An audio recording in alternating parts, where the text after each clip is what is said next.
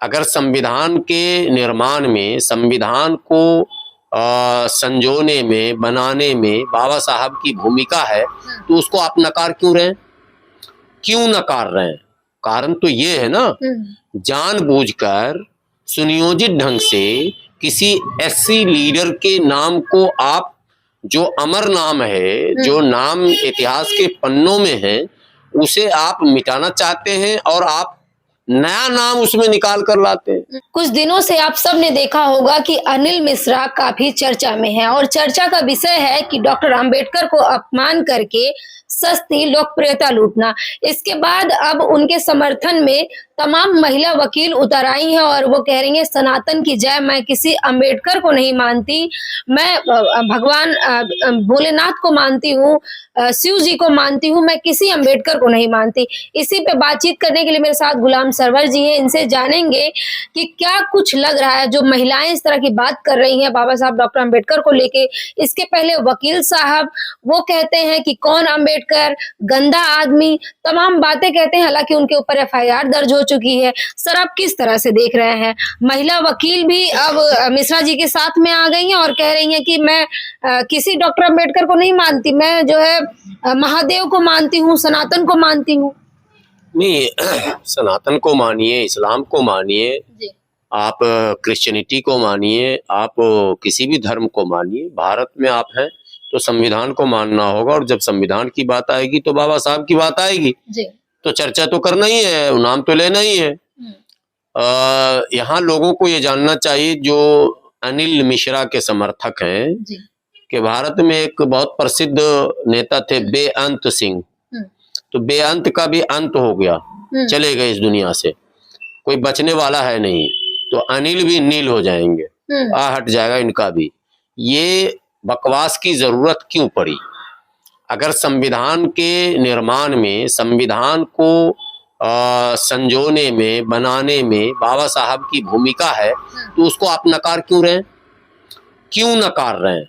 कारण तो ये है ना, जानबूझकर सुनियोजित ढंग से किसी एससी लीडर के नाम को आप, जो अमर नाम है, जो नाम इतिहास के पन्नों में है, उसे आप मिटाना चाहते हैं और आप नया नाम उसमें निकाल कर लाते हैं। वो तो कह रहे ब्रिटिश के एजेंट थे डॉक्टर अंबेडकर।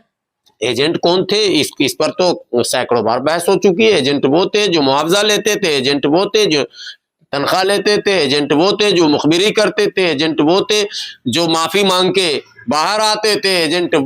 एजेंट अगर नहीं होते तो सिंधिया परिवार का वो सिंहासन बच जाता। आज जो उछल कूद रहे हैं, दादा से लेके पोता तक मंत्री बने बैठे हैं, ये उसी एजेंटी की तो कमाई थी। जो एजेंट अंग्रेजी में बोलते हैं, उसको शुद्ध हिंदी में रूपांतरण कर देने को उसको दलाल कहते हैं हिंदी में, एजेंट को। ठीक है, तो ये दलाली करके अंग्रेजों की, जो आपने साम्राज्य स्थापित किया था, आप उनको, जिन्होंने समाज के लिए सब कुछ निछावर कर दिया, जिन्होंने समाज के लिए सब कुछ कुर्बान कर दिया, जिन्होंने समाज के लिए अपने बच्चों तक को कुर्बान कर दिया, आप उनके इतिहास से छेड़छाड़ करेंगे? मजाक समझ रहे हैं आप इस देश में? और आप कह रहे हैं कि माने ब्रिटिश के एजेंट थे बाबा साहब। अगर बाबा साहब ब्रिटिश के एजेंट होते तो अनिल मिश्रा आज आप बोलने की पोजीशन में ना होते। आज बोलने की पोजीशन में, यही तो चूक हुई, यही चूक कर गए बाबा साहब अंबेडकर भी, और यही चूक किया मुस्लिम शासक वर्ग भी। मुस्लिम राजे रजवाड़े ने भी ये चूक की और चूक का अंजाम भुगते। सब लड़ गया, सब भिड़ गया अंग्रेजों से लड़ने के। जितने मौलाना, मुफ्ती, खानका, सब फतवा अंग्रेजों के खिलाफ, कत्ल कर दो, मार दो, भगा दो। माना अंग्रेजों को इन लोगों ने इस तरह से दुश्मनी मोल ले ली कि अंग्रेजों के का गन पॉइंट वो पूरा मुसलमान और दलित की तरफ। अब ये बताइए, वो जो 1 जनवरी को मनाते हैं आप, न्यू ईयर, नहीं, न्यू ईयर के साथ साथ और भी कुछ मनाते हैं, आपको याद? शौर्य दिवस, वो कहाँ है? वो कौन सा इतिहास है, पता है ना आपको? जी, भीमा कोरेगांव। क्या है इतिहास? मतलब आप अपना वो मनुवादी विचार थोपना चाहते हैं और जो उसके खिलाफ बोल, मतलब पिट्ठू थे। तो ये चीज इस देश में नहीं चलेगा। ये लोकतांत्रिक देश है, संवैधानिक देश है। संविधान का जब जब चर्चा होगा, संविधान पर जब जब बात होगी, तब तक बाबा साहब अम्बेडकर का नाम आएगा ही आएगा। लेकिन और वो राव साहब का बीच में नाम घसीट रहे हैं जी, BN राव। हाँ, BN राव साहब। राव की भूमिका को हम नकार नहीं रहे हैं, और संविधान सभा के जितने भी सदस्य थे उनकी भूमिका को भी हम नहीं नकारते। कोई भी नहीं नकार सकता, सबकी अपनी अपनी भूमिका रही है।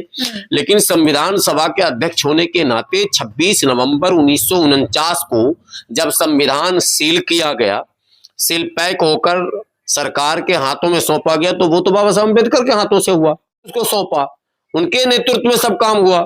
तो जब भी चर्चा होगी तो लीडिंग पोजीशन पे बाबा साहब अम्बेडकर ही रहेंगे। लेकिन यहाँ अपने भारत में ही बाबा साहब का अपमान किया जा रहा है, कहीं मूर्तियां तोड़ी जाती हैं तो कहीं उनका विरोध किया जाएगा, और अनिल मिश्रा जैसे लोग हैं वो जो है गंदा आदमी तक बता रहे हैं। नहीं, अनिल मिश्रा के समर्थन में कौन कौन आया? जितने लोग, महिला वकील खड़ी हो गई है। महिला वकील, मैं फिर जातिवाद की बात कर रहा हूँ, आप महिला पुरुष की बात नहीं कीजिए। सारे उसी जाति के लोग जो मनुवादी विचारधारा से प्रेरित हैं, वही लोग उनके समर्थन में आए। वही लोग, कई बार ऐसे अवसर मिले जो संविधान से हटकर, समाज से हटकर, सब कुछ से हटकर वो अपनी मानसिकता को थोपने के लिए अपनी स्वजातीय लोगों के पीछे खड़े हो जाते हैं, गलत पर भी। कभी विरोध नहीं करते, हम करते हैं। अगर कोई मुसलमान गलत करता हम विरोध कर देते हैं, सही करता समर्थन करते हैं। उनके यहाँ ये चीज नहीं है। उनके यहाँ गलत सही जो भी हमारा आदमी है, अनिल मिश्रा उनका आदमी है। तो देश उनका नहीं है, समाज उनका नहीं है, संविधान उनका नहीं, अनिल मिश्रा उनका है। समझिए इस तो क्या संविधान बाबा साहब से बढ़ के हो गए हैं अनिल मिश्रा? नहीं, वो लोग ये मानते हैं, अपने आप को कहते भी हैं कि भारत में मनुस्मृति का राज स्थापित करेंगे। वो मंचों से कहते हैं, वो अभियान चलाते हैं। अब तो बड़े बड़े लीडर कहते हैं कि मनुस्मृति से देश चलाएंगे, हम हिंदू राष्ट्र लाएंगे। तो उस मानसिकता के लोगों से मुकाबला, अब ये चीज सारा दारोमदार दलित पर है। इस खेल में जो स्टेयरिंग पर है वो है दलित। और बाबा साहब अम्बेडकर का नाम तो लोग लेते हैं, लेकिन हमारे SC के लीडरान वो भी कम नहीं एजेंटी करते। अंग्रेजी में बोल देते हैं, फिर हिंदी बोलेंगे तो कहेंगे क्या बोलने लग गए। वो भी बड़े वाले दलाल है, उनको भी बहुजन समाज में भी इस तरह, हाँ, बहुजन समाज में जन्मे बाबा साहब के उस माने संविधान द्वारा दिए गए अधिकारों के बल पर लोकसभा, राज्यसभा, विधानसभा, विधान परिषद चेयरमैन और IAS और IPS बने SC समाज के उन लोगों, जिनके कारण ये अनिल मिश्रा जैसे लोगों को जुबान मिल रही है। आज बता दे रहा हूं, वरना इनकी हिम्मत नहीं थी। इनका नेचुरल एलाई कोई और है, ये जा कहीं और रहे हैं। आज मौजूदा उत्तर प्रदेश की सरकार, मध्य प्रदेश की सरकार, केंद्र की सरकार, गुजरात की सरकार, छत्तीसगढ़ की सरकार, उड़ीसा की सरकार, इन सरकारों का सर्वे कर लें, भारतीय जनता पार्टी यानी इनडायरेक्टली मनुवादी विचारधारा को बल प्रदान करने वाली पार्टी को सबसे ज्यादा बल अगर कहीं से मिला है तो वो दलित पिछड़ों से मिला है, आदिवासियों से मिला। ये दुर्भाग्यपूर्ण है। भारत की धरती पर एक ही मुसलमान है बेचारा, जो मार खा रहा है, बुलडोजर चलवा रहा है, जेल जा रहा है, मगर इनको वोट नहीं दे रहा, इनके सपोर्ट में खड़ा नहीं हो रहा। भारत के SC ST OBC को चाहिए कि वो मुसलमानों को अपना नेचुरल एलाई माने, उनके साथ जुड़कर पॉलिटिकल वेब तय करें, सत्ता तक पहुंचने का मार्ग ढूंढें, क्योंकि सत्ता ही संविधान को बचा सकता है और सत्ता में ही दम है कि वो संविधान को हटा भी सकता है। सर वहीं दूसरी तरफ बात करें कि सत्ता की ताकत समझिए, सत्ता की ताकत यह है कि एक निर्वाचित राष्ट्रपति को पत्नी समेत घर से उठा लिया जाता। ये सत्ता की ताकत है, ये लोकतंत्र नहीं है, ये डेमोक्रेसी नहीं है, कानून नहीं है, ये हनक, ये सनक, ये नशा है।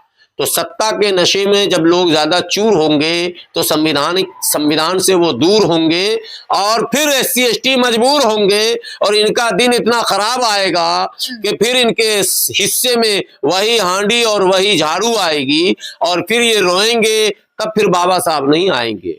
हमेशा बाबा साहब नहीं आते, युगों युगों में कोई बाबा साहब अम्बेडकर पैदा हुआ था, उसने जो कुछ दे दिया वो देने वाला अब दूसरा जल्दी नहीं आएगा। बार बार कांशीराम नहीं आएंगे, बार बार ज्योतिबा फूले नहीं आएंगे, बार बार सावित्रीबाई नहीं आएंगी, बार बार फातिमा शेख नहीं आएंगे।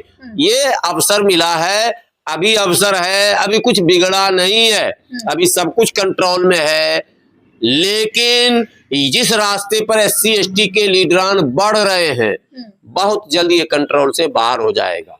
लेकिन मध्य प्रदेश में OBC CM है मोहन यादव और काफी तो लंबा मैं पहले समय ही बोल दिया आपको, मध्य प्रदेश में CM है, भारत के PM है, सब तो कहते हैं OBC ही है, OWC और OBC, ये दो ही तो अभी मेन रोल में चल रहे हैं। OBC और SC पूरा जो है सपोर्ट योगी जी को दिए हुए हैं।